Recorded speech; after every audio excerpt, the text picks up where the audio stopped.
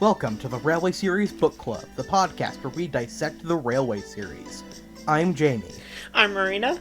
I'm Liv. And we hope you enjoy the show.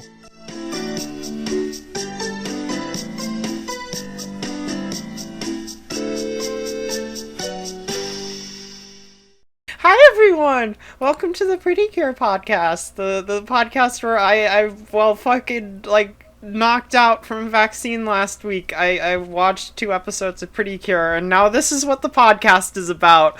Fucking... I am all for this. I've seen... I've seen a combined total of 3 episodes across at least 2 Precure series. So I am fully equipped to talk about it in every aspect. Yeah.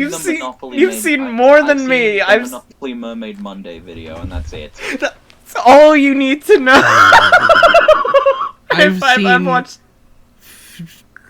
10 or so episodes of the first series, 5 or so episodes of the Yes 5 series, all of Healed and Good, and all of Tropical Rouge up until now. I want to watch the original series just because I've heard the 2 girls are totally gay, and also just because I've seen plushes of them that are really cute and I want an excuse to get them. They are very cute. You know, Nagisa has a really bad case of compet, but they are still the OTP.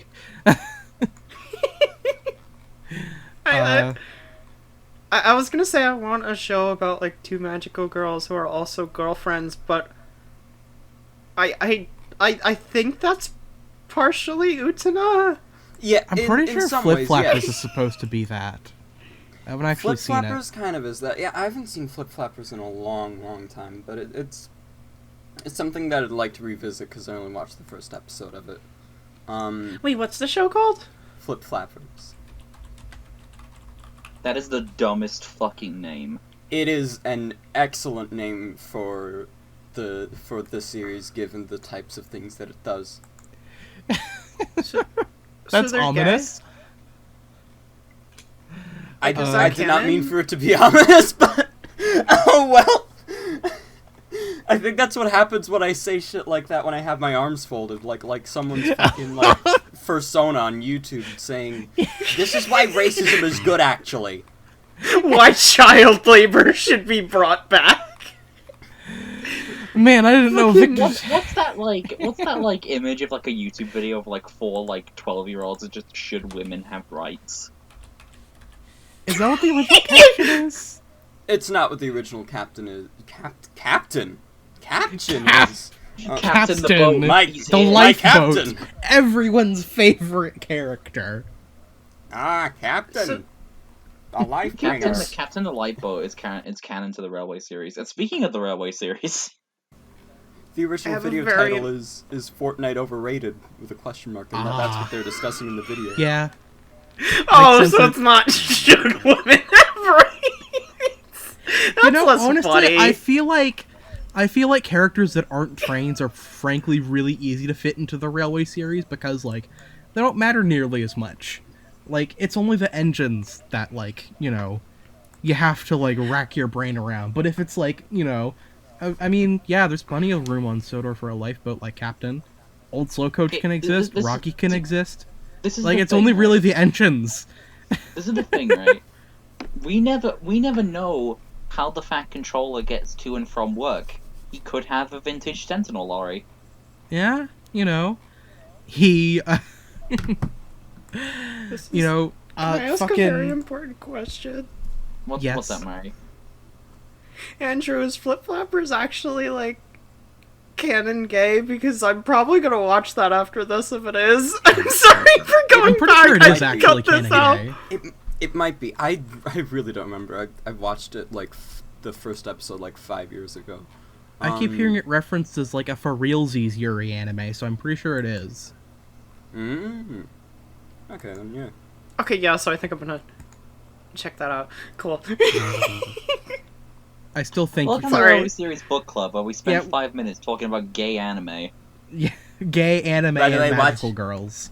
By the way, check Let out the Revolutionary trains Road be today. It's all gay. on YouTube. Yeah, Hashtag happy let the Pride trains Month, be gay. everybody. Happy Pride Month. Yeah, We're we're recording this at the beginning of Pride Month. We're all I'm sure queer everything here. this month is going to be great. Just ignore all the people discoursing about Pride Month on the timeline. Yeah. Well, let's get on with the podcast. Yes. I am Jamie, your hostess with the mostest, pronoun she, her. I'm Marina, your local TV series bitch. Pronouns she, her. She, her. I said see her. It's Tropical Rouge! You're going in the sea.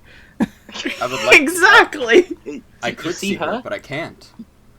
I've evolved That's from... Marina. She sells seashells on the seashore, but the values of these shells will fall. Due to the laws of supply and demand, no one wants to buy shells because there's loads on the sand. Hey. You sell seashells, sell oil as well!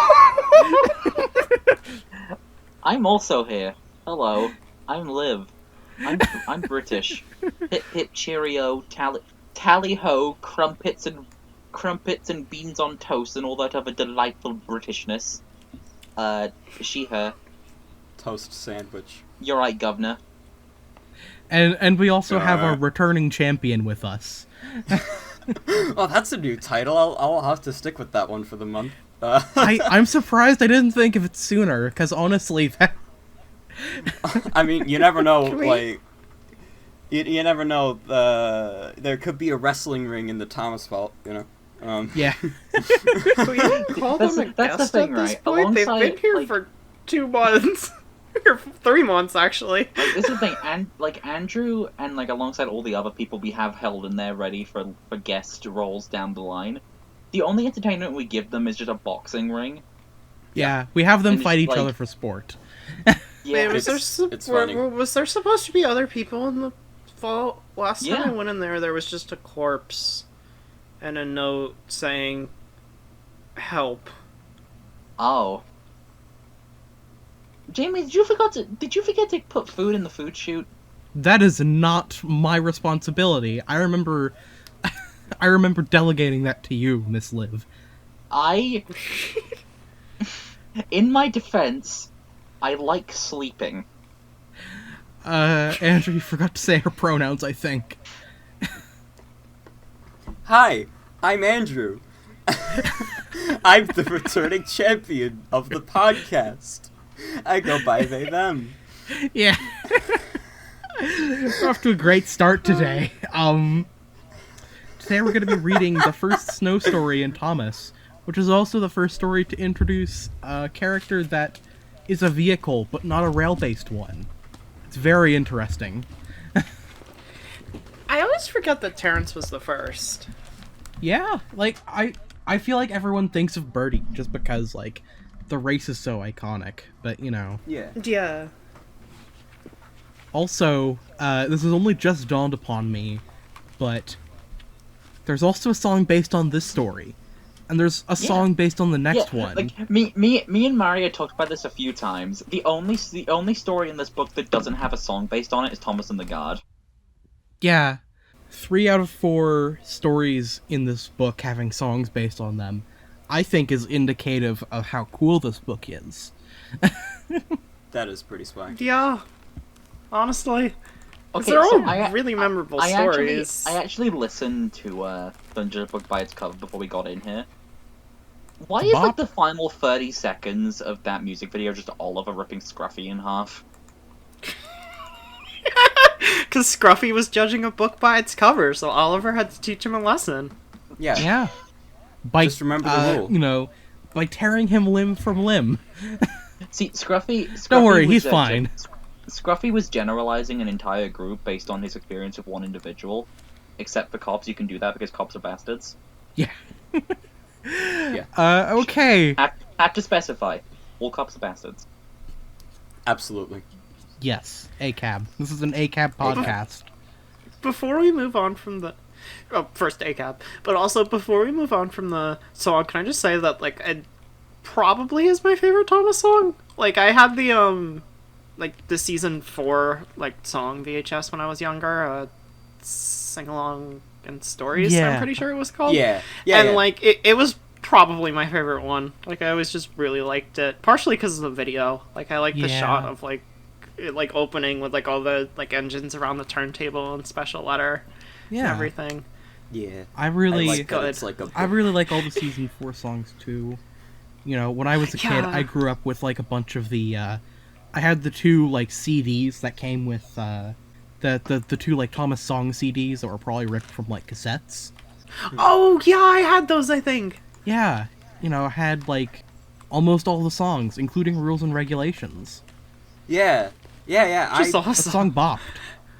I had all the CDs that would like come with DVDs, like Best of Thomas and Best of James, and I never had any CDs, but I did actually have one of the Railway Series records when I was younger. ooh. Because Mm. my grandparents had a I record think- player, so they used to play it for me. Aw. I'm Which pretty one sure was my- it? I Sorry. don't remember. It was so long ago. Go ahead, Andrew. I'm pretty sure my dad like went into iTunes and just sort of burned like a custom CD of all of the songs from all of the CDs I'd have gotten from the DVDs. So we just listen to that on car trips to like train shows or whatever. That's fucking cool. Yeah. I know I had a cassette tape that had like some Thomas songs on it, including some like season 8 ones, and I don't know how I got that, because I don't think those ever were released like that. I just remember. I had a DVD that was just the hit era songs, and I remember as a kid being really excited that I had a DVD that I could listen to all the songs on, and then I put it in and I realized it was all the ones I didn't like. Yeah. Like, as I remember distinctly, the first time I watched it, I got like probably like 5 or 6 songs in, and just remember going, okay, where's Night Train? Where's Really Useful Engine? Where's Percy Seaside Trip? Where's James? Where's Troublesome Trucks? Where's Toby? Where are all the good ones? I don't want to listen to like Every Day's a Special Day on Sodor. I don't think anyone who's still alive has listened to that song. a lot of like the hit era songs are pretty lame, but like I do really like some of them. I like Determination and Surprises. I like some of them, but I feel like as a whole they are very weak. Yeah. Yeah. The I only 2 agree. I really liked are Determination and like Brave Little Engine. I like that one. I like Determination. I like Surprises. I like Sounds. The ones from Calling All Engines are mostly good. And I think that's Like I think Dream that's Song kinda is it, kind of really. weird, but like, you know, I like. For all of I can these dig it. engines, Also, like, you know, it's Busy so is like. I didn't like it when I was a kid, but I've kind of gotten over it. I like Busy partially because of the music video, like with like the sped up footage, and I love the Yeah. fucking bit where like Thomas's like eyes are spitting as like fucking like Gordon and Henry like race past the other way. I like I- I like the bit where it just shows the fat controller rotating really Yeah. fast. Yes, yeah. That's fucking Fucking hilarious. Spin. Honestly though, the Dream Song is really fucking weird, and that's why I love it. It's so weird and out of place that like I mean, it makes sense why like it wasn't it was actually the thing in that the was movie. made. Okay, Because so it now is very dumb. we're all forgetting the perfect song. Thomas, You're the Leader. I do actually like it. Okay, Yeah. I like it. It's like a really catchy song, but it's so fucking stupid. It is, yeah. Let's get on to the topic we came here to record. Yes, The I'm iCarly going to reboot. read Thomas, Terence, and the Snow. Autumn was changing the leaves from green to brown. The fields were changing too, from yellow stubble to brown earth. As Thomas puffed along, he heard the chug-chug-chug of a tractor at work. One day, stopping for a signal, he saw the tractor close by. "Hello," said the tractor. "I'm Terence. I'm plowing." "I'm Thomas. I'm pulling a train. What ugly wheels you've got! They're not ugly. They're caterpillars, said Terence. I can go anywhere. I don't need rails. I love how Thomas just opens this conversation by being an asshole. Yeah. I they think get introductions out of the way, and then Thomas is immediately just like, fuck you. Yeah. Well, not even fuck you. He's just like... It's like if you walked up to a guy and was like, you're ugly. Your legs are ugly. I feel like Thomas would like be like would kind of be that person, if that makes sense. Especially because like half of Thomas's personality is getting threatened by whatever new like person or like engine or whatever shows up, and like that got to be a He really did it with Toby. Yeah, and it's like that got to be a really overused trope in the specials, but like it is just kind of part of his character, where like someone or something new comes into his life, and Thomas is like, well, I'm better than that already, and like if not like I'm better than that, it's like well the others are, you're not fucking special. Yeah. I just like how Thomas's first instinct upon meeting anyone is to insult them. Yeah. I think that's fucking brilliant. Thomas needs everyone he needs to know their place in their relationship. Mine's bigger, Terence. I may be wrong, but I'm pretty sure in Yeah, Thomas is just fucking stupid. Yeah. It's just his character, yeah. Sorry. Terence has hair. Yeah, he has a widow's peak. Yeah. It's a very strange artistic choice, but like I think it's fun. I wish they would have kept the widow's peak. It's a strange artistic choice that when they removed it from the CGI series made him look fucking horrifying. Yeah, like I mean, I can understand giving him eyebrows cuz like you know, that's fine. But the widow's peak was iconic. I feel like cuz like the I think the original Wooden Railway Terence, like the one with the black wheels, it had the widow's peak and eyebrows, and it's like I actually like how that looks. But like with the CGI series, they make his face longer because it stretches all the way down. Yeah. And like they removed the widow's peak, so it just looks weird. It's so baffling.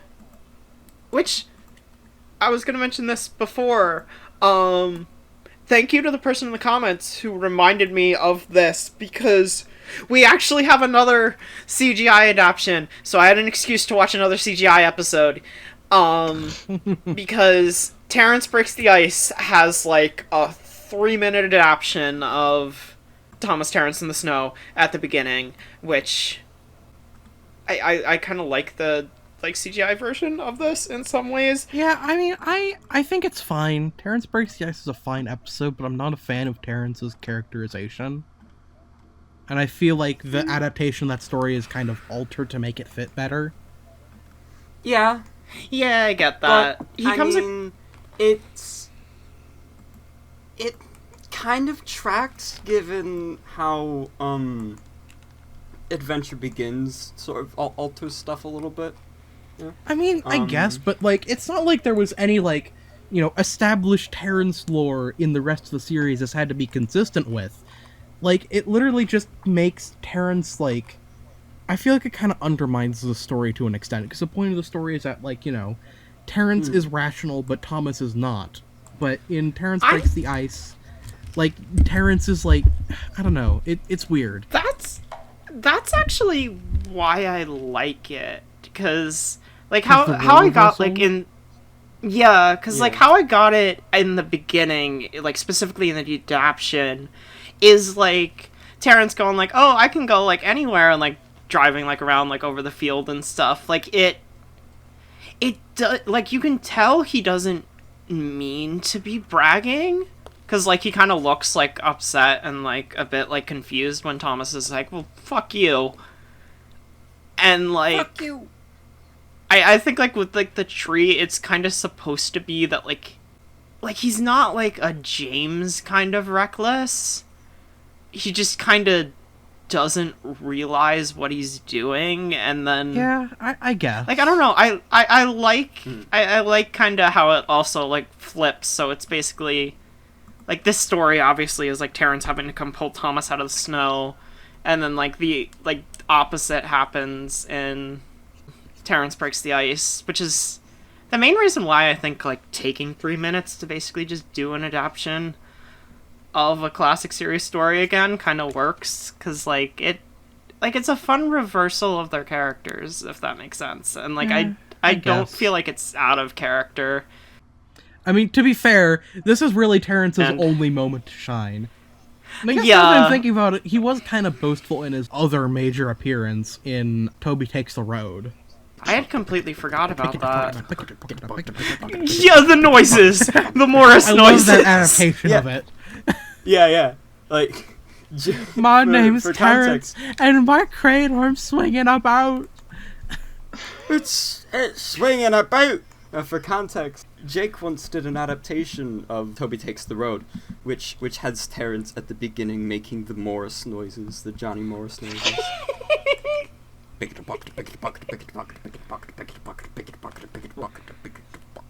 See, like, I feel like maybe, like, if you wanted to, you could just use that to, like, adapt it to give, like, Terence, like, a stutter, and I think that'd actually be kind of cute. Oh, yeah. Neat. Yeah. So we haven't really said it, but Terence is good. I love Yeah, Terence. I like Terence. Fucking love Terence. I was surprised when researching for this episode, and by researching I mean, like, looking on the wiki and shit, for talking points. He actually appears in every season before season 8 in some way, which surprised me, because, like, I was sure he missed, like, one, but, like, he has, like, I think a single cameo in season 4, so, like... Yeah, he's in Four Little Engines. Yeah, he's in the scene of Sir Handel with the coaches. Yeah. I forgot about that.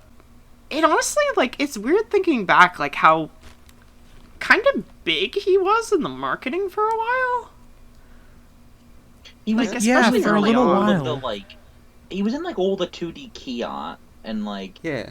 I feel like if you ask, like, some people to name, like, hey, name some Thomas characters that aren't trains, they'll probably think the bus, the helicopter, and the orange tractor.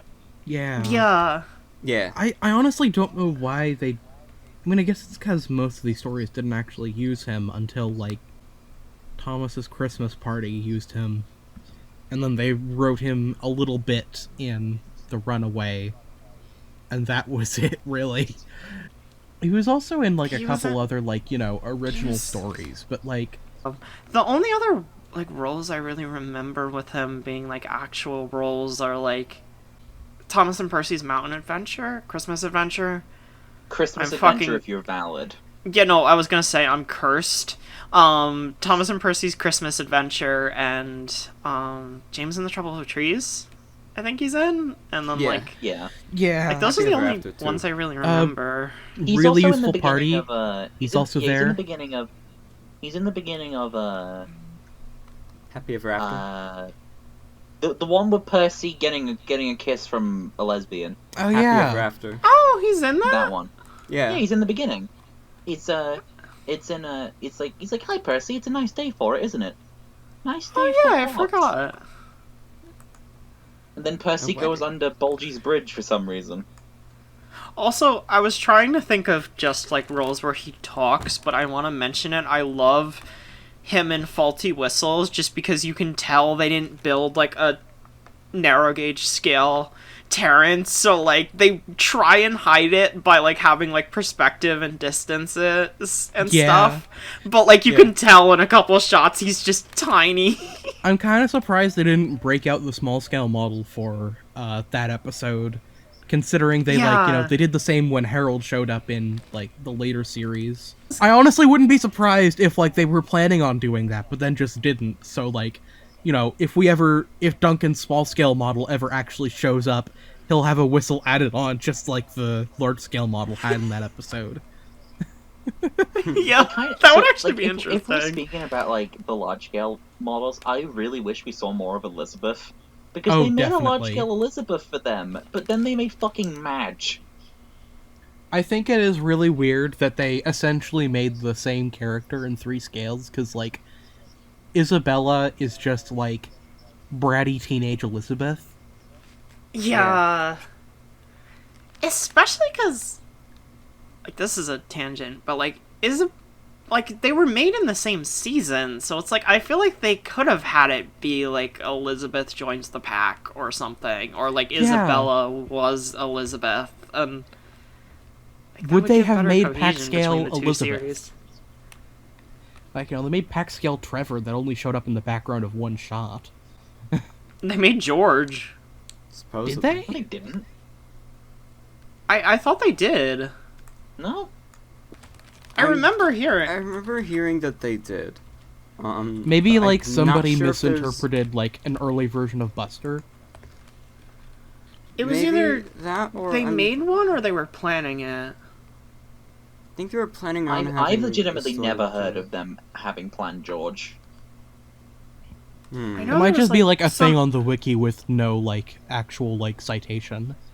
Which yeah, kind of is mind. a lot of the wiki. Yeah. I remember what it was. We need to fix shit. Hey, Thomas, this is an entirely different better wiki, but I'm going to talk about it sources, here please. because it bothers me. For some reason, the Tugs wiki talks about, like, Billy Shoepack and, Sunshine in the past having been on the salvage fleet. Or in Shoepack's case, still being on the salvage fleet and it being upriver. But that makes no sense, because, as far as I'm aware, there's no citation of that ever being a thing to have existed. And also, in the episode Trapped, when all the Tugs are upriver, you'd think if Billy Shoepack was in the salvage fleet, he'd be like, oh hey, yeah, let me go get the salvage fleet, they're real cool guys. And if Tencents wanted Zorn to go get the salvage fleet to take care of the issue, what was he expecting if Zorn was going into Big City, theoretically away from that salvage fleet? They were all salvage on fleet, as the Tugs wiki port describes it, does day. not exist. That is my Tugs rant for the day. We are very off topic. The salvage fleet doesn't exist. Salvage fleet does not exist. Yeah. Well, it does exist. It's just not what the wiki says it is. Yeah.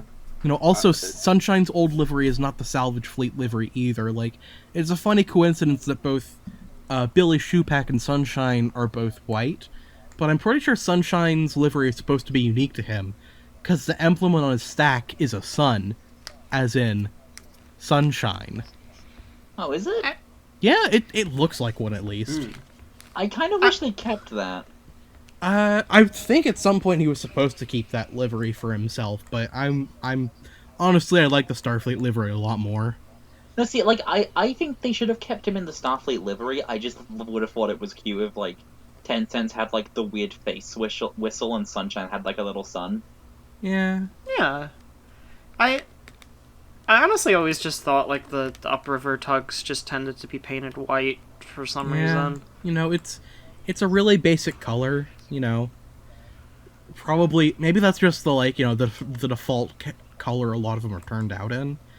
Like, that might also be why both Boomer and the Old Man are orange. Okay, Boomer! Ah, damn it, it's wrong!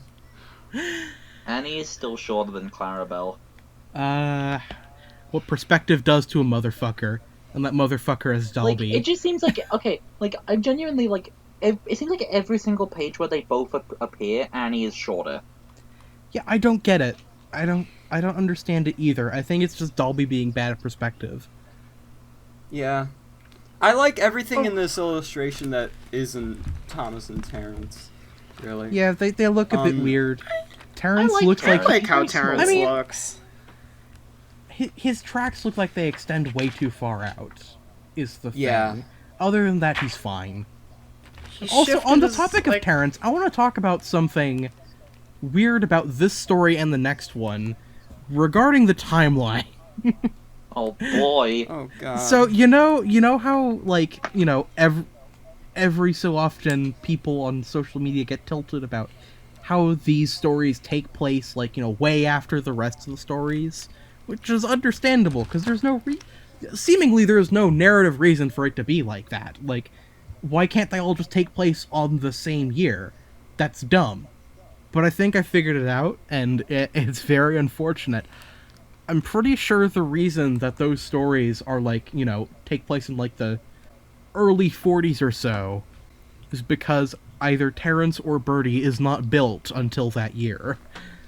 So he moved the stories back to accommodate that. I think in the original intention of the text, it was definitely meant to be over the course of, like one of the earlier years of Thomas's life. Yeah, because, like, this is the first time Thomas sees snow on his branch line. But if, you know, the timeline is to be believed, it's already snowed on Sodor before. And, like, honestly, he probably should have seen snow on Sodor in, like, any of the years he was, you know, working as a station pilot or something like that. So this really shouldn't be much of a surprise to him.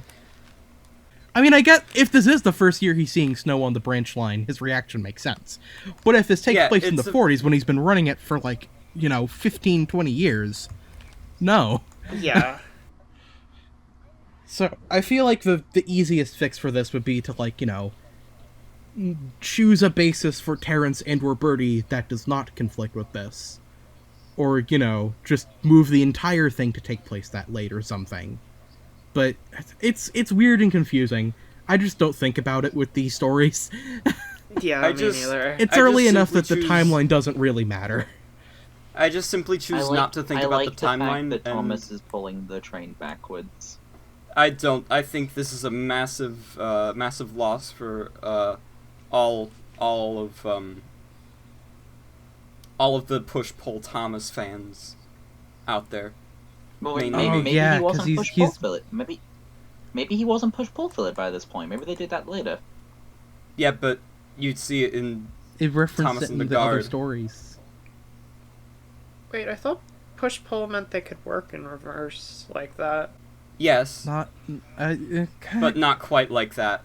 So, not quite like that. Like, I mean, I guess it could work like that too, but, like, Let's teach Mario about railways. It's more conventional push-pull trains for Thomas to be at the front of the train and push backwards.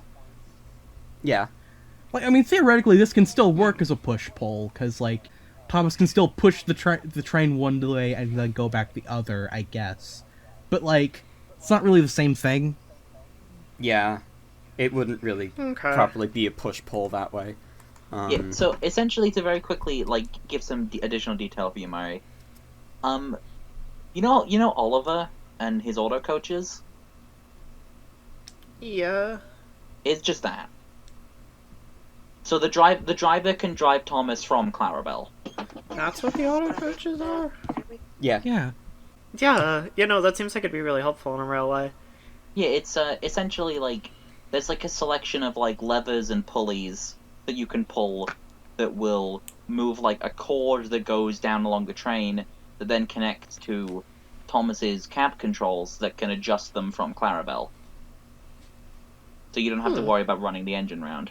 The fireman stays in Thomas, obviously, so we can work on the fire, but the driver typically goes over to the coach. I remember talking about this, I think, in one of the other stories.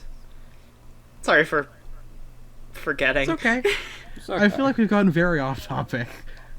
Yeah, can I say three small things about this page and Terence and stuff? Sure. Yeah.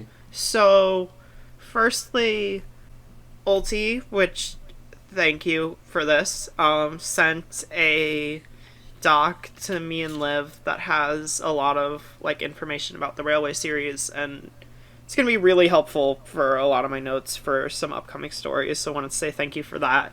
But one of the things it mentions is that Terence was apparently originally named Terry, and Audrey said that in the Thomas the Tank Engine Man.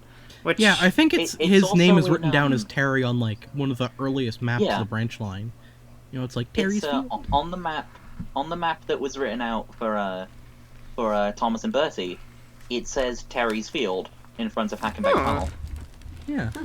I could see it where maybe, like, you know, some people call Terence that as a nickname, maybe, because like Yeah. I can imagine like Thomas coming along after like 20 years. Like, you're right, Terry.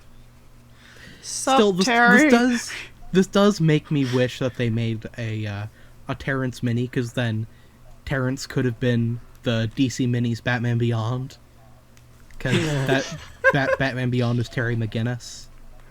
Watch Batman Beyond; it's very That'd good. be clever. And two other small things. Firstly, on both of these are TV series related. Firstly, apparently Terrence's tracks for his model were taken from a model tank, which I just find kind of cool. Yeah, the crew was very inventive tank. when building these models. Yeah. And Like, then I'm pretty sure Birdie's wheels came off of like a model airplane or something. That Wait, would seriously? Make sense. That would make I'm sense actually not considering sure how they about it. look. I just saw like someone put out a really cryptic iceberg, and one of the things was Birdie's airplane wheels. So I might be wrong about that, but that was the natural conclusion I came to, since it probably makes They sense kinda- for those like super skinny wheels to have come from an airplane instead of like a bus model.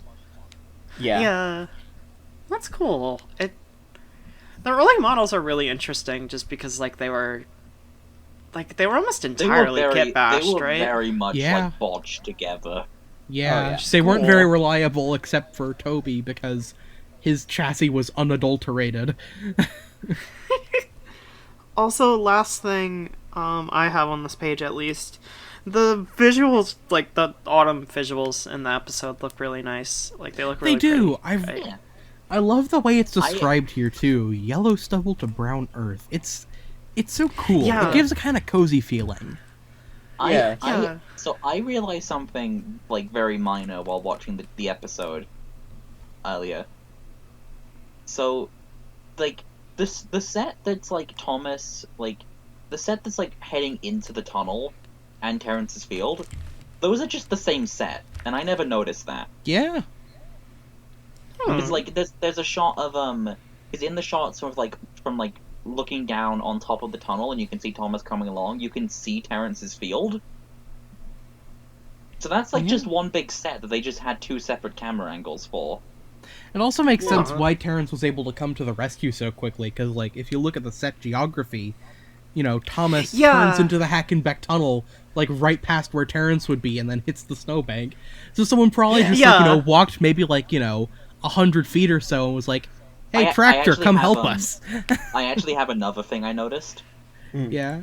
When Terrence comes through the tunnel in the episode, Thomas's like fireman I think is riding on Terrence. Oh, that's cool. I didn't notice that. That's awesome. It's canon. It's like because it says like I think it says like one of the crew went to go look for help while everyone else tried to dig out Thomas. And then, like, Terrence comes by and you see, like, his driver, and then, like, on the side is just, like, the fireman just, like, pointing. Just like, there he is, there's the dumbass. So, like, I love the fact that, like, Terrence's field, Hackenbeck Tunnel, and Mrs. Kindly's cottage are all, like, right next to each other. Yeah. Oh, It's yeah. You can really tell Thomas's branch line was the first place Audrey, like, really truly mapped out. Because, like, I feel like all of the, like, locations there have, like, really nice continuity. And are just, Yeah. you can tell he really thought it out while writing this book. Yeah. Thomas good. Thomas, good. Yeah. Do we want to move to the next page? Yeah. No, Oh. I have things to say. Oh, I'm sorry. But it's just Sorry. gonna be quick though. It's about once again artistic influences, and this illustration, and it's really mainly in the obviously the landscape, and not Thomas and Terrence, that I actually kind of get post-impressionist vibes from, like just purely in the way the trees and hedgerows are like shaded and lined in like sort of bluey colors, kind of off greens. Yeah. It almost gives me Matisse vibes with a little bit of Van Gogh. Not I could quite. see Van Gogh in her. Yeah. Like, the way the backgrounds kind of, like, are, like, color, or, like... Yeah. I don't know how to word it. The way the colors shift from, like, brownish green to purple and orange, sort of. Yeah. It's really quite pleasing to look at, actually. I'm a fucking geek. Also, in regards to Terrence's TV model, there's also a Lego oxygen container thing on his snowplow. Oh, yeah! I forgot about that! Yep. I wanted to make sure that would be mentioned along with Terrence's, like, tank treads and shit. I love how season 1 just used Legos at points. Yeah. Oh, yeah. The mention of Terrence's snowplow just reminded me of the way Angelus delivers the line, like, lovely stuff. Yeah. Thomas and Percy's Christmas adventure. Yeah. Yeah, that's so good. I don't want to go anywhere, said Thomas huffily. I like my rails, thank you. Thomas often saw Terence working, but though he whistled, Terence never answered. Winter came, and with it dark, heavy clouds full of snow. I don't like it, said Thomas's driver. A heavy snowfall is coming. I hope it doesn't stop us. Pooh, said Thomas, seeing the snow melt on the rails. Soft stuff, nothing to it. And he puffed on, feeling cold but confident. I don't want to go anywhere, says Mr. I want to see the world. I feel like Thomas's definition of anywhere hinges purely on Terrence's. Yeah. Yeah. See, like, I said this a few times. I don't know if I said it on the podcast. My understanding of Thomas's wanting to see the world has always been, like, he wanted to see more of the world. Like, he wanted to see things. And once he got the branch line, he kind of felt satisfied that he had his own little place in the world. But, like, and then they honestly, kind of retconned that into just, I want to go to China. Yeah. honestly, here's the thing, that absolutely was the intention. But, like, I also kind of like the idea of, like, in this story, Thomas is just saying this because, like, as just kind of like a, well, fuck you, to Terrence. It was like, well, you think you're so cool? I don't even care. Secretly, like, really, really cares. Yeah. See, I feel like that's this just in character. See, this is just reminding me of the one fucking Pride Parade story that the Don wrote. Yeah, which is such a good really story. I enjoy that. I think I said in a DM at some point to Don, it's like I haven't read much of his stuff, but I really like what I have read. It's like, yeah, I remember I read the one with Train's Rights. I read the one where Thomas is just really aggressively wanting to be gay so he can be part of a parade. It's like, for those who don't know what we're talking about, Don wrote a really good story where it's the branch line is planning on having a rainbow parade. And, like, Brady's like, oh, I'm gonna be, like, the leading of it. Thomas is like, what's that? I want to be in that. Fuck, why aren't I in that? And, like, he doesn't even know what it is. He just wants to be in it. Because it's like, well, Birdie is in the parade, so I should get to be in the parade. And it's like, it's really in character, honestly.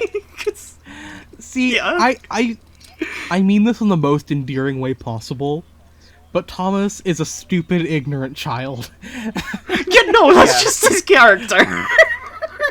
I love him. Not to get too ahead of, not to jump the gun a bit too much, but there is just a reason Johnny Morris ad-libs Thomas's driver saying "Young Thomas" in a couple pages from now.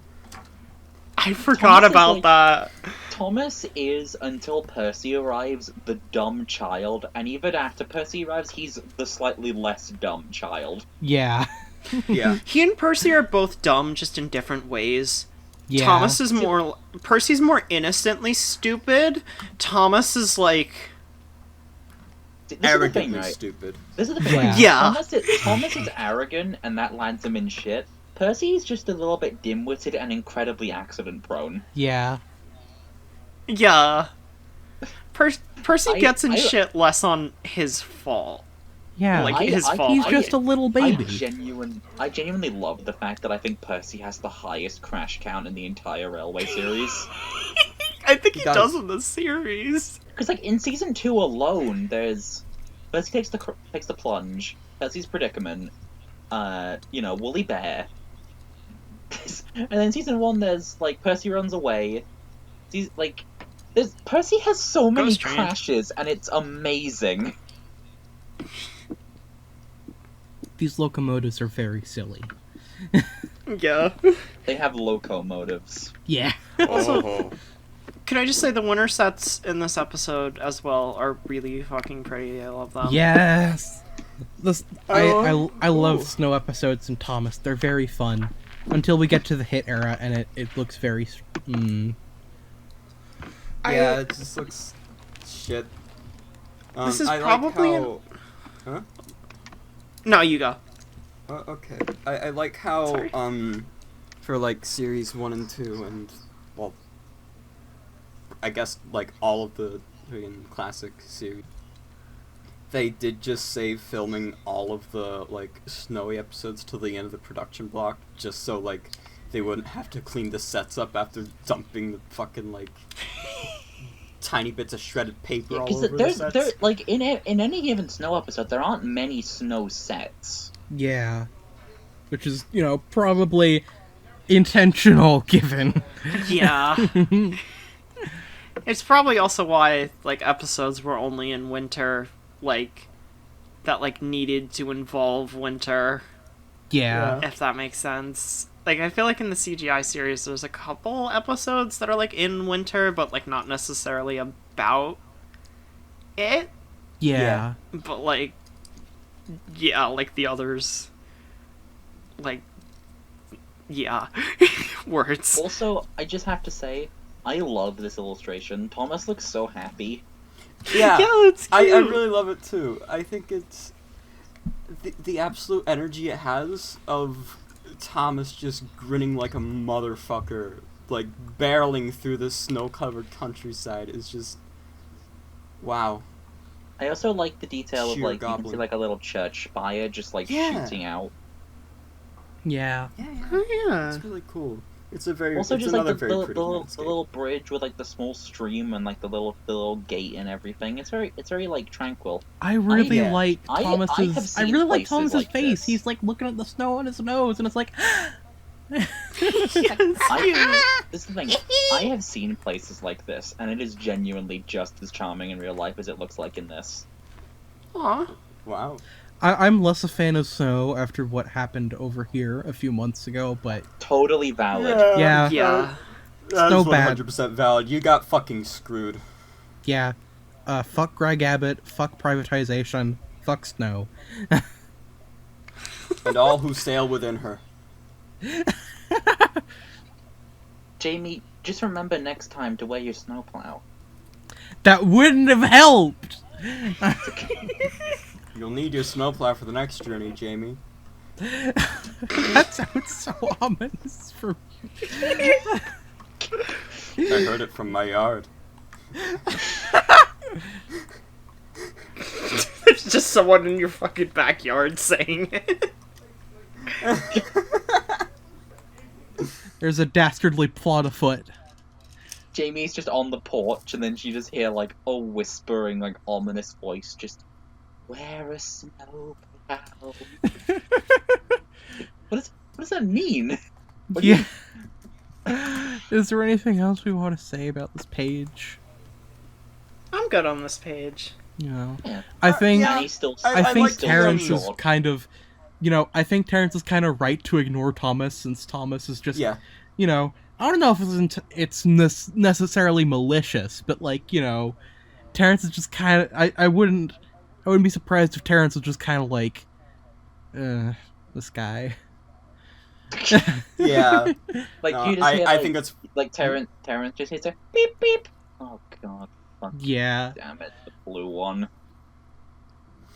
yeah, I think it's hilarious that Terence kind of just leaves him unread. Yeah. Okay. Yeah. Next Also, page. Turn the page. beep, beep. They finished their journey safely, but the country was covered, and the rails were two dark lines standing out in the snow. "You'll need your snowplow for the next journey, Thomas," said his driver. "Pooh! Snow is silly soft stuff. It won't stop me." "Listen to me," his driver replied. "We are going to put your snowplow on, and I want no nonsense, please." The snowplow was heavy and uncomfortable and made Thomas cross. He shook it, and he banged it, and when they got back it was so damaged that the driver had to take it off. Why does Thomas keep saying the name of the president of China in this story?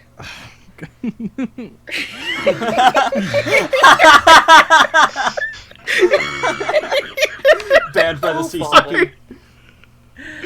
I like this illustration because, like, this is the first time we see Thomas's shed. He has a shed. Yeah. He has his own little shed out at the station. This is also the track where that truck is where they build Toby's shed. Yeah. And then the line off to the side there is the line down to the quarry. Yeah. Yeah. Although it kind of looks completely different here to how it would in later illustrations, probably. Yeah. Just because this is super early on, and Audrey would just, refine the map as, the books went on. But Yeah. still. One of the main things I really want to say here is just, I love this even as a kid, just the scene, the implication that Thomas is just deliberately beating the shit out of his... Oh my god, yeah, I he's do writing too. as roughly as possible so he can, fuck it up. Yeah, and I you know I what? remember as a kid just loving the way that Ringo delivered the narration for that part. Same, oh my god. Banged it. You banged it. Fucking. Actually, firstly, I like Johnny Morris for this bit saying, "Oh, listen to me, young Thomas. We are going to fix your snowplow on." I think at least before that, Tom was just going, "Snowplow." I think in the grand scheme of Johnny Morris noises, I find snowplow criminally underrated. Yeah. That's just I fucking funny. love the recurring character trait that Thomas just hates snowplows. Yeah. Yeah, I was just gonna great. say, I love that. I think they keep that even into the hit model era. Oh yeah, they do. They keep it into the Brenner era.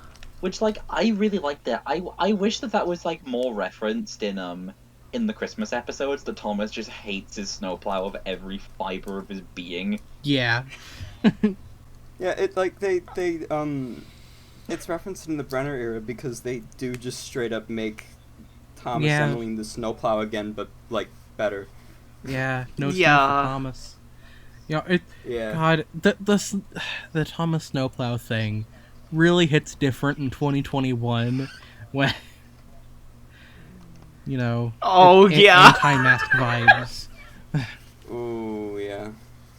Thomas It's would different not be an now. anti-masker. Huh? Thomas would not be an anti-masker. He's better than that. Well, I mean, in 2020, definitely, because he's, how many years old? 100-something? He's been through this. He knows better now. Masks are silly fabric things. Gets fucking corona. I don't think trains can get Rona, I just if love only the because idea they're of, not alive. I love the idea of Thomas refusing to wear a mask, and then he has to be quarantined in the shed, and there's a glass protective wall up between him and Percy and Toby's just, was it worth it? No. Was it worth it? Yes, solely because I refuse to acknowledge I ever do wrong. God. Fucking Thomas Terence in the snow, but it's Thomas Terence in the virus. Well, Liv. God. Terence brings a vaccine. He just holds a comically large needle up on his plow, which is raised. Well, I was working at the beach today and no one had a mask and it was scary. I'm laughing to hide the pain. Oh. Ooh. Oh, that is depressing. Coincidentally, New Jersey decided it's completely safe for people to not wear masks anymore right before Memorial Day weekend, just by Who the pure fuck cares what New coincidence. Jersey has to say? I live here! Are you the state of New Jersey? No, but it's like, I have to care what they say with stuff like that, because it's like, I live here. I don't really have a choice. Our idiot governor gets to... Keep fucking wearing a mask anyway. You know, I do, is the thing, when I go into stores and stuff. It's just... Yeah. Yeah. Liv, you know what you were saying a minute ago about in between the glass dividers in the sheds just being like, yes, this was worth it. Because... Whatever. It did just make me think of, you know book 3 of Infinity Train? How that ends? And Simon going, because I'm always right? Yeah. Yeah. Yeah. Thomas, if I watched if that Thomas the was other on day. the Infinity Train, if Thomas was on the Infinity Train, his entire fucking body would be numbers. I don't understand. How would Thomas be on the Infinity Train when he is a train? Surely he is too the Infinity big. Train is a lot bigger than most trains. Yeah. The train is bigger on the inside than it is on the outside, so that's how That's Thomas also- It's just like also a true, doctor actually. transcendental engineering. Transdimensional I can't help but think of that one fucking, like, Pooh's Adventures clip where, like, one of the terrible engine OCs takes a ride in Stepney's cab. There's there was a bit in a fucking, like, the first Pooh's Adventures thing I ever found was fucking like 13 years ago. It was fucking like Thomas's Adventures of like Disney Pixar cars, and like all of them travel course, inside the Mac. Of course it was Cars. Why would it be anything different? Like, I just Well, don't it's 'cause when understand Pooh's Adventures, because it doesn't make any relevant changes to the stories, it just adds a shitload more characters. No, it does make one very important change. Bowser has a wife, and it's Mistress 9 from Sailor Moon. Of course. Specifically, that's a recurring thing for some reason. Of course. Like, why would he be married to anyone else? Older, evil, possessed Hotaru. Woohoo! Oh wait, that's a Sailor Moon S spoiler. Oh, I keep forgetting to shill at the beginning of the episodes. Join our Discord server so you can ask us for Sailor Moon S spoilers, or Okay, maybe we should like add it into the notes to shill for the Discord at the beginning of every Yeah, episode. I even Yeah. meant to remind Jamie to shill for the Discord like before we started recording, like before we even joined I'm the gonna call. add it. I'm gonna add it to the notes next time. I just want to say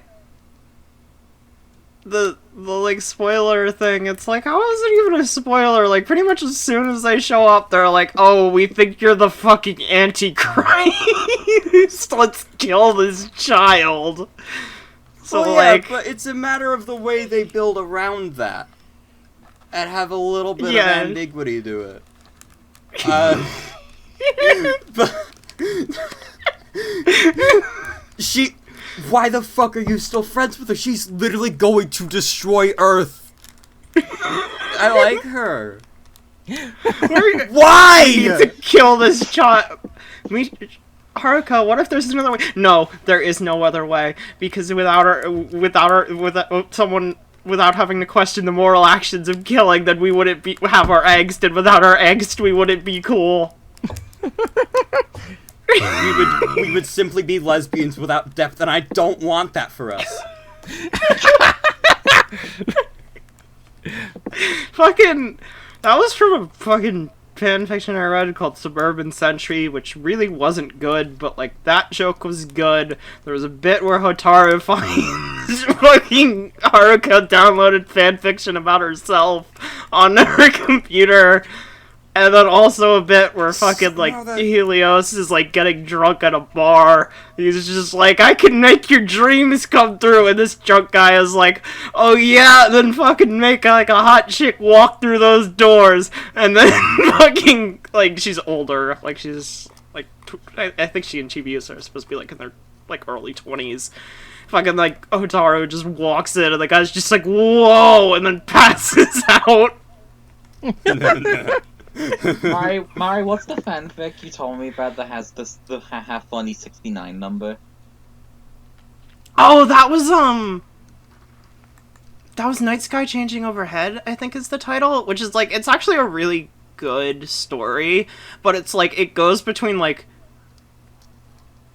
really, like, kinda, like, I haven't gotten back to reading it, because it's updated a lot, because, like, it's the kind of thing where it goes from, like, haha funny to, like, oh, this makes me fucking, like, reflect on things I don't want to.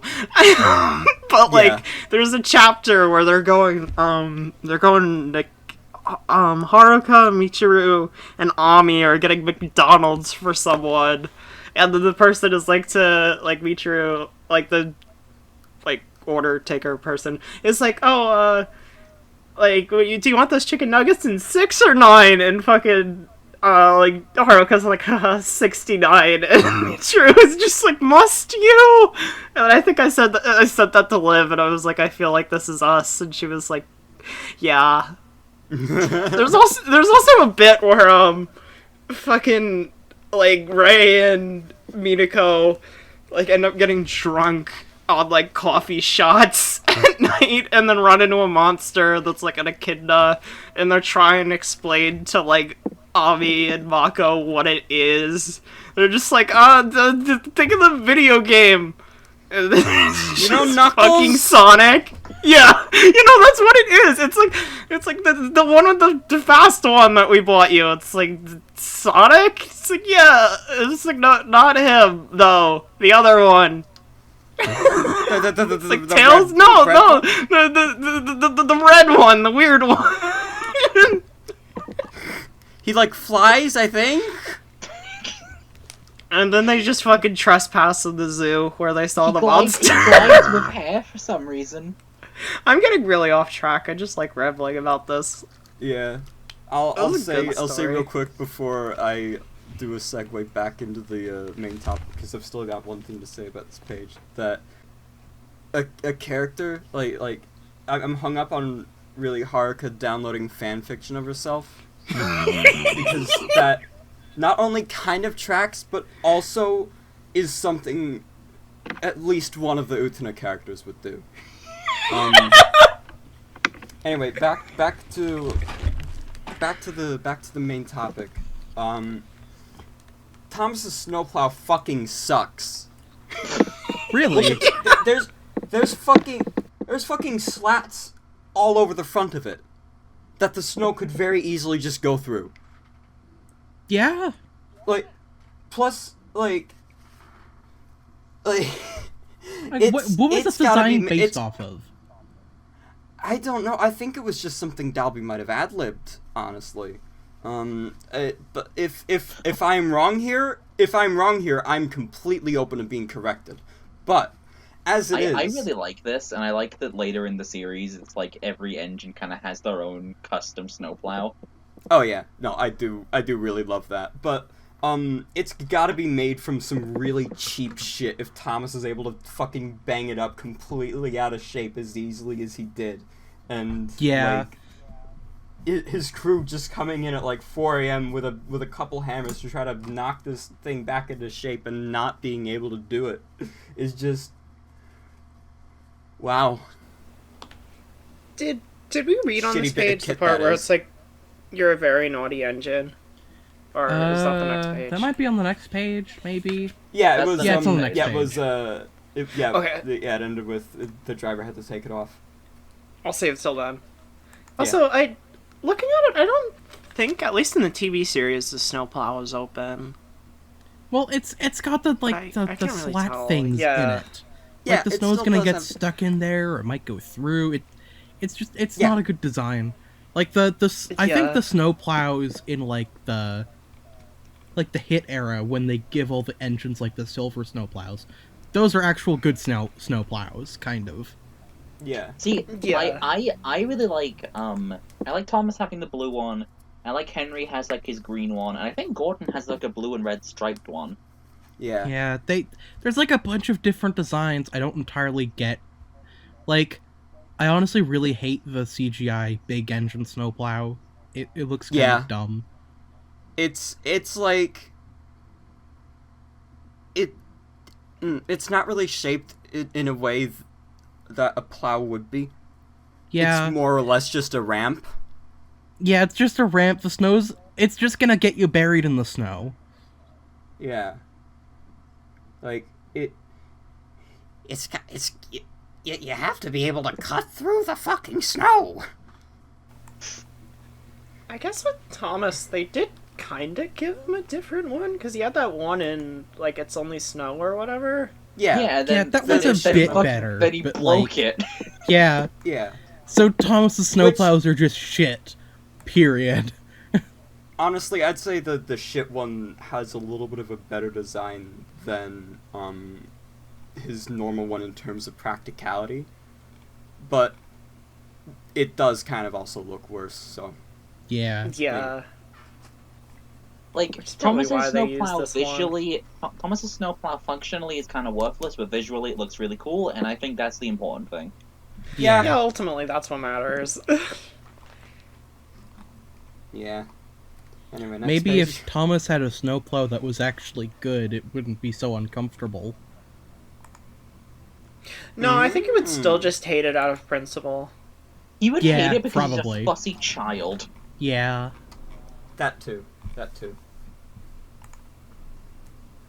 Okay. It's like when you're trying to get like a 5-year-old to wear their coat and they just really don't want to. Yeah. Yeah, Like, it's that's not actually even what that I was it's not even thinking. that it's not even that the coat was like bad or like uncomfortable. It's just that they don't like it because they're fussy and spiteful. Yeah. Turn the page. Beep, beep. You're a very naughty engine, said his driver, as he shut the shed door that night. Next morning, both driver and fireman came early and worked hard to mend the snowplow, but they couldn't make it fit properly. It was time for the first train. Thomas was pleased. I shan't have to wear it. I shan't have to wear it, he puffed to Annie and Clarabelle. I hope it's all right. I hope it's all right, they whispered anxiously to each other. The driver was anxious too. It's not bad here, he said to the fireman, but it's sure to be deep in the valley. I love how ominous that line is. Yeah. Yeah. Thomas looks so happy. Yeah, he got his fucking way. Yeah. And, He's like, fuck yeah. Property damage. I cause problems on purpose. God, I don't know what's fucking wrong with my voice today. Damage. I think that pretty much any time Thomas is this overly excited about getting his way about something, it will 9 times out of 10 spell doom for him and anyone around him. Yeah. I think feel like 10 whenever times Thomas out of gets his way, 10. period, it'll spell doom for somebody. Yeah. Oh, absolutely. I feel like Thomas came out of the workshops and just chose violence. Yeah. Yeah. I love in Mrs. Moore TV series shit, but that's my job here. And also I really like this episode. Fucking I love the shot in the TV series where it's like, you've been very naughty, and then like the fucking like doors just like shut in front of Thomas. Yeah, that's good. It's like, it's really cool. Also, I really love like the Christmassy like version of Thomas's theme they use. Yes. Like in this scene, because it's so good. And also, the Annie and Clarabelle actually talk here in the TV series, because they change it to I think instead of like the driver saying like, "Oh, it's like sure to be deep in the valley." It's like I think that's where they changed it. That's in the book too. They speak in the book. Oh, Yeah. it's like he says more. They say more than they do in the book, I think. I don't think they do. I watched the episode earlier today. I only remember them saying, I hope it's alright, I hope it's alright. Yeah, that may have been just me getting mixed up then. I know in the Brenner era, not Brenner, yeah, in the Terence Breaks the Ice adaptation, they do, like, it is genuinely just a conversation between Thomas, like, Annie and Clarabelle, which I really like, even though it's, like, 3 or 4 lines, but, like, I'm fucking starved at this point, you guys. I like that. I was wrong about the original version, but I like that one. You fool. Silly. There's meant to be a track next to Thomas's shed, and there's not.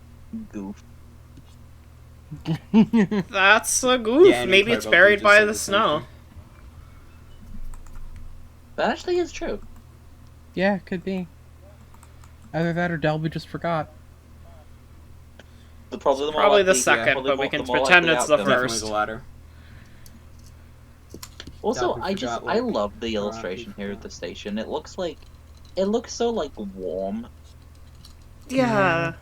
Yeah. I think that actually might just be because Dalby's using slightly warmer colors here than in the last one, or at least that's just how it looks on my copy. It's also I can see that. I think this book is the only time we ever see double platform Farquhar. Oh yeah.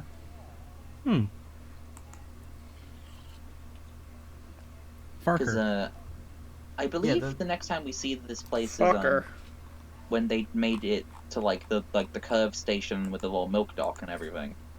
Yeah. Which probably just sort of would have been when. Not so much when, but would have just been the Rev refining more stuff. Yeah. Do we want to move to that thing? Rainy, do you think it's pronounced Farquhar or Farker? What does the cat know? Rainy knows everything. Don't doubt Rainy, she's the smarter of the two of us. Which isn't saying much, considering she tries to swallow her own hell barrels as soon as she coughs them up. Does anyone have anything else on this page? No. No. I'm just remembering now, Mari, all the times that I've just heard her say, Rainy, don't swallow it! You know, because she'll cough up a hairball, but instead of, like, spitting it out, she'll just start chewing it again and, like, swallowing it, and it's like, Rainy, stop! And then she'll just look at me while doing it. Your cat's smart, but also really stupid. Yeah. I've had the Monopoly Mermaid Monday video on, like, loop this entire podcast. It was snowing again when Thomas started, but the rails were not covered. Silly soft stuff, he puffed. I didn't need that stupid old thing yesterday. I won't today. Snow can't stop me. And he rushed into the tunnel, thinking how clever he was. At the other side, he saw a heap of snow fallen from the sides of the cutting. Silly old snow, said Thomas, and charged it. Cinders and ashes, said Thomas. I'm stuck. And he was. This is the first utterance of Cinders and Ashes. Yes. Yes. The first instance of a worse catchphrase than silly stick in the muds. The first name drops of my cats. Yeah! This is also, like, I guess it counts as the first on-screen crash, but, like, does it really? He just hits this isn't actually a snowbank. crash. He runs into a snowbank. I feel like the title of first on-screen crash should go to the Flying Kipper, because that is a crash. Well, really, if we're gonna be pedantic, I think the term wouldn't even be on screen; it'd be on page, because. Yeah. Sorry for having remnants of a TV series normative brain. I'm trying to get over it. It's okay. You're It's just okay, we remembering all the have better that. version. I am going to feed you to my cats. I think there's too much for them to eat. I may be wrong. I'm actually trying to remember here. When was the last time Thomas said cinders and ashes? Because I can't remember him saying it much in the CGI series. I thought I said it like every other episode. Maybe it's just like he says it so much that it's just kind of I just tune it out. Yeah, probably. I very distinctly remember him saying it in like slot because I was watching it with my IRL friend like years ago, and she made the joke sphincters and asses. God. Well, Jamie, you have to rename your cats. No, I do not. Yes, you do. He's got like, come on, Sphincter, come here. Sphincter. When did you get your cats anyway, Jamie? Like 2019, like the beginning of that year, I think. Nice. Yeah. Did you tell your parents why you wanted to name them Cinders and Ashes? It was actually their idea, not mine. Nice. Aww. Nice. Wait, so Jamie, what version of the book do you have? I have this like, Scholastic 2-in-1 that I'm reading out of right now, because it's more wieldy. You know, it's easier to wield than the big one, and the pages are actually the same page, like, things as they are in the book. Yeah. Yeah, they've changed like a few words in it. Yeah. Yeah, like shan't to won't. Yeah. As evidenced by you're gonna read the pages. Yeah. I think they're all pretty negligible. Yeah, No, they are honestly. negligible. It's just kind of worth bringing up. Yeah. Yeah.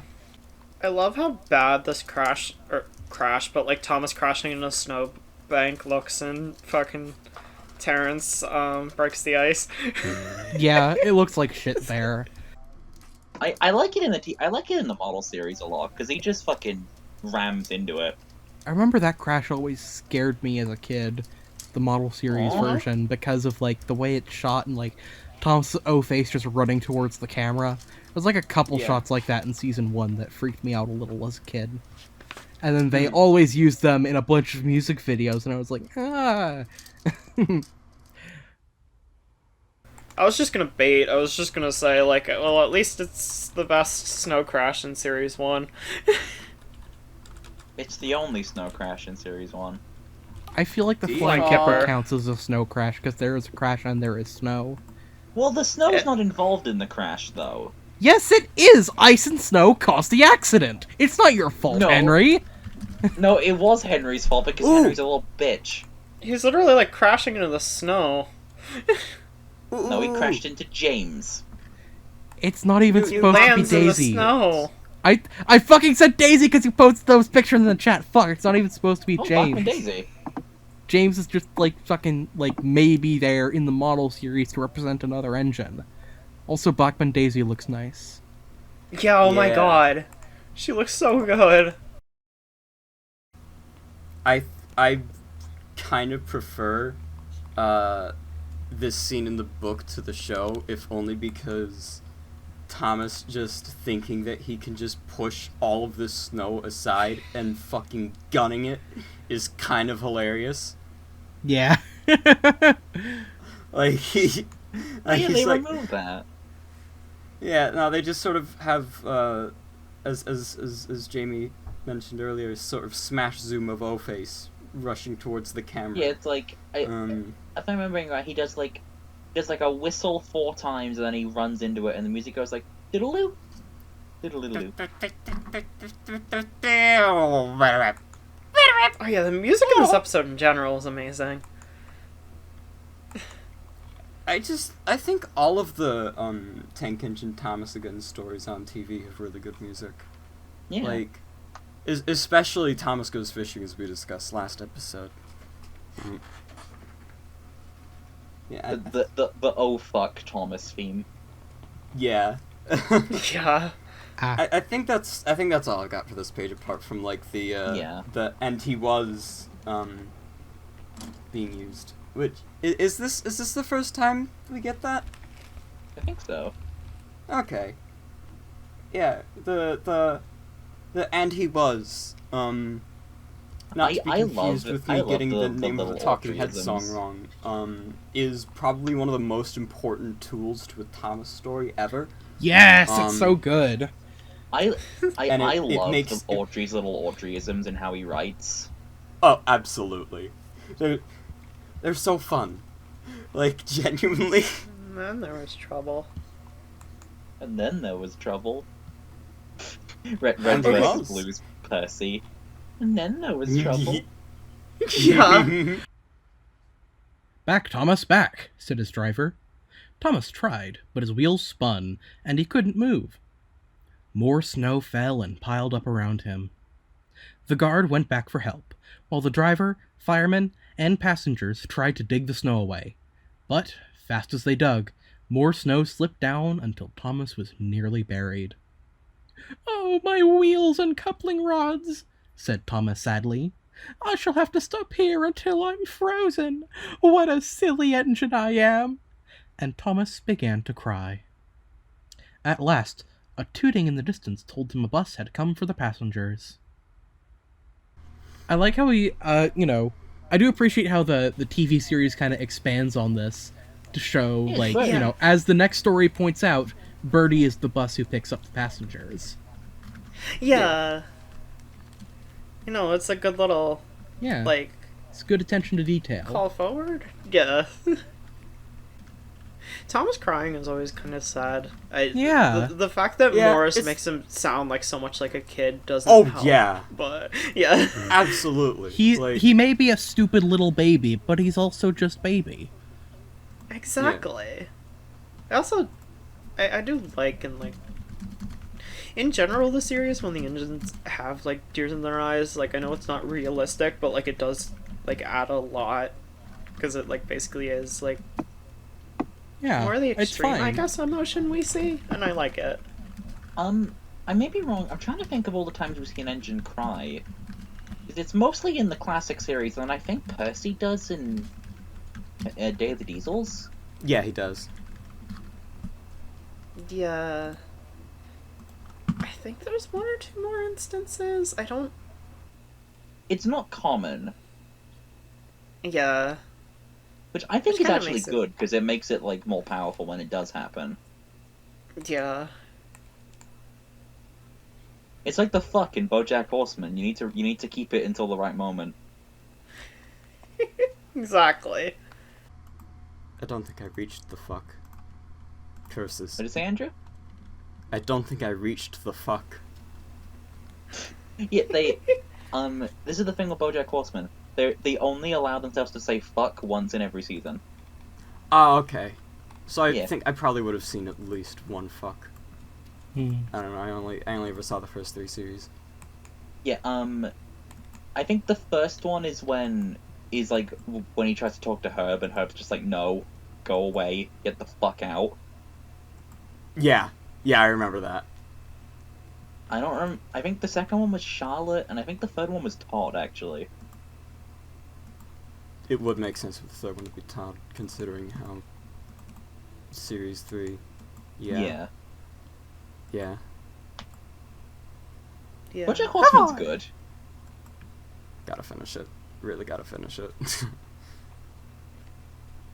Speaking of finish, shall we finish this book? Because I don't really know if we have anything to say on this page. Yeah, I don't really have anything to say about it either. Yeah, me neither. Just, Johnny Morris making Thomas cry sound is very...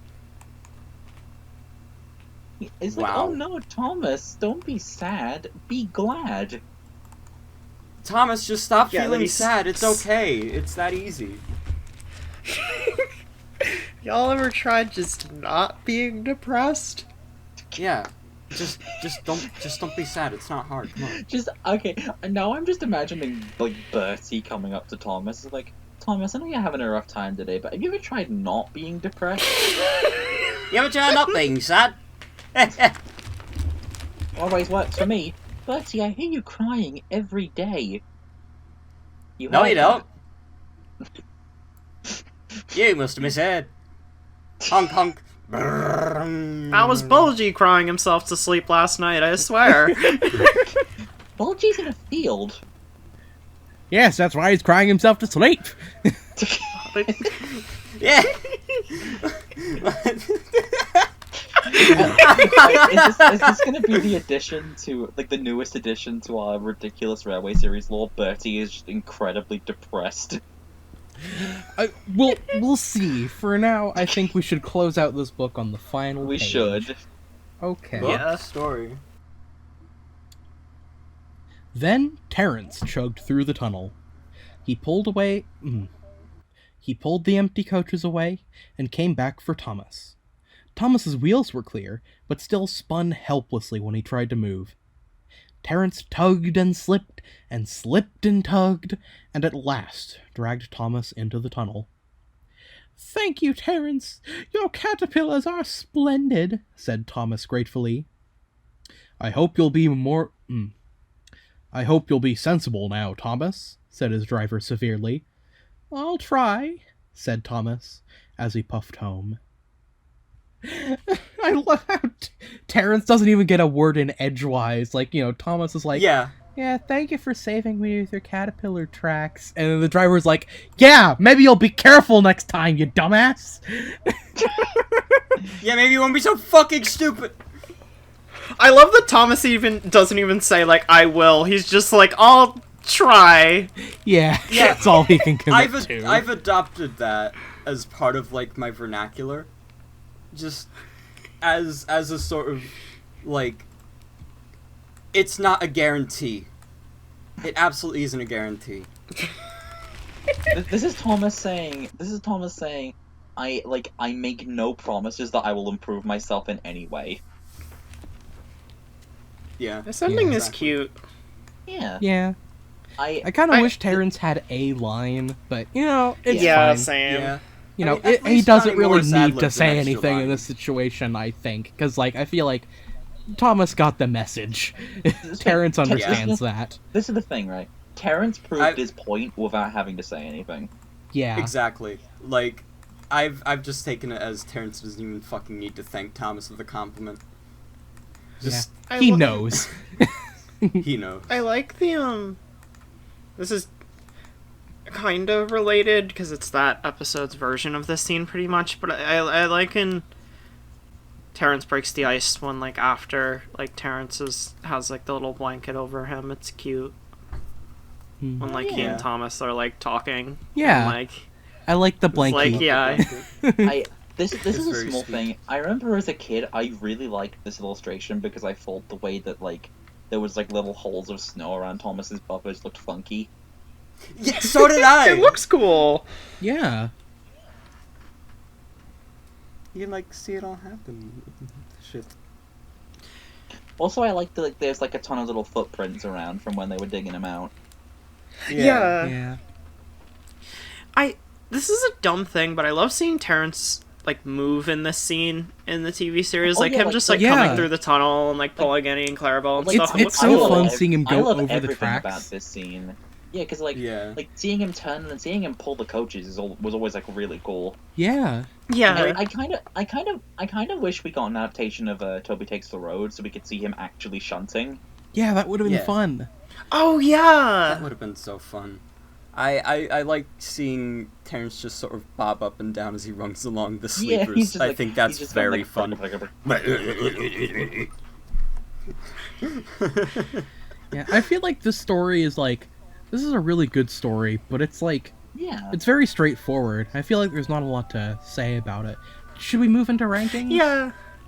Yeah, sure. Yeah. Sure. So yeah, I feel like I'd give the story a duck. It's a very good story. I enjoy it.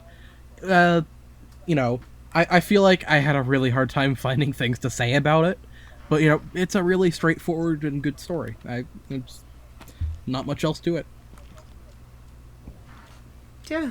I sort of agree on that. Like, I had less to say than I thought I did, and a lot a lot of my stuff was kind of like bringing up stuff from both other versions of the story, but I guess that tracks considering it's me. But I genuinely really like this one. I've mentioned this before with these stories, but I had the James Learns a Lesson DVD when I was younger, and it was like one of my only season 1 like DVDs or anything, and I remember watching specifically this and the next story a lot because they were the only episodes really on that I like really liked.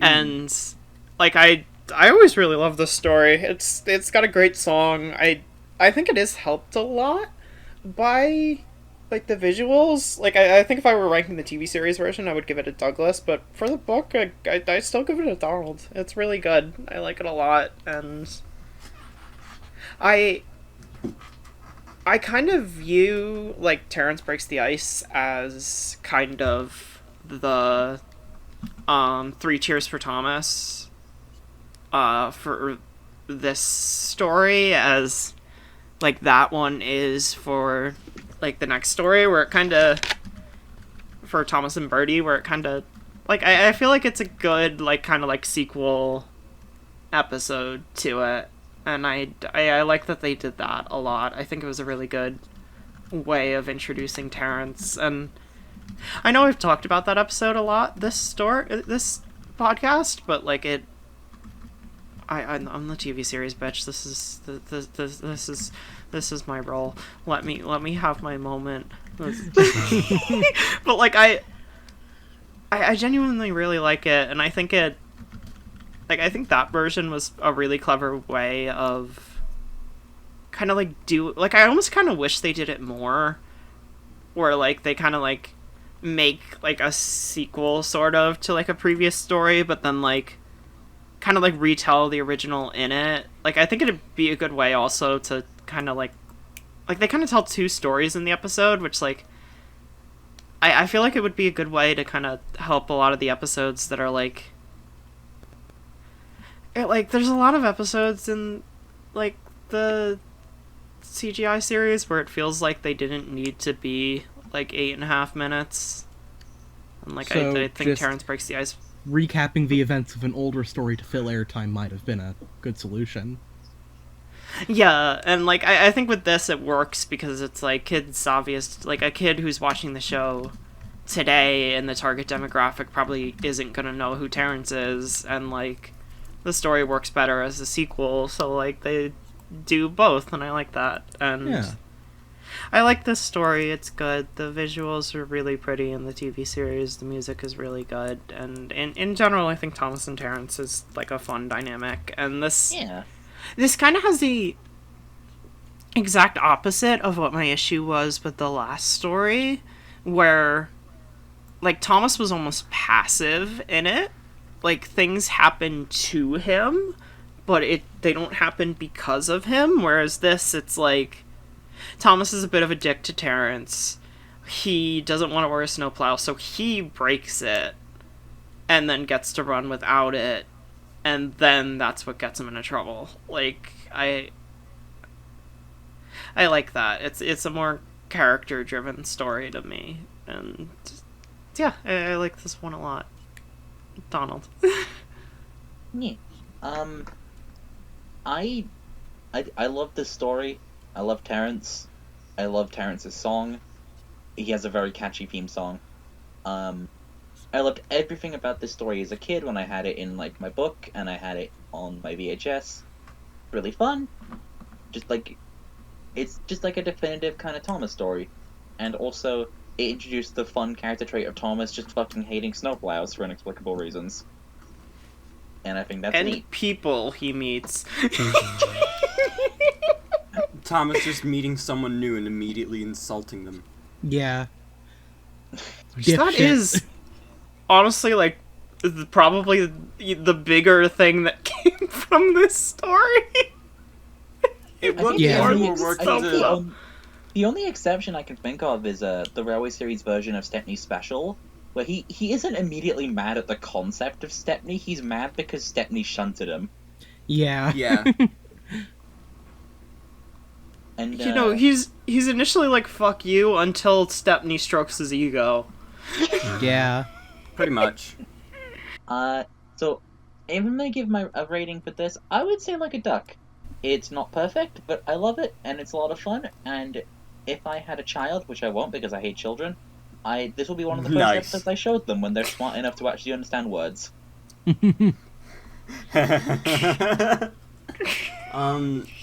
I really love this story. I really do.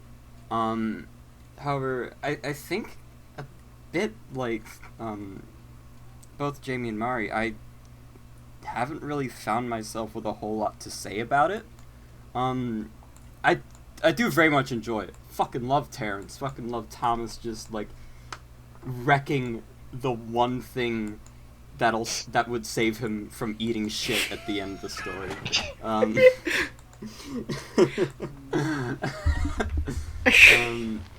And yeah, no. Terence's theme also slaps very hard. I think it's very good on TV.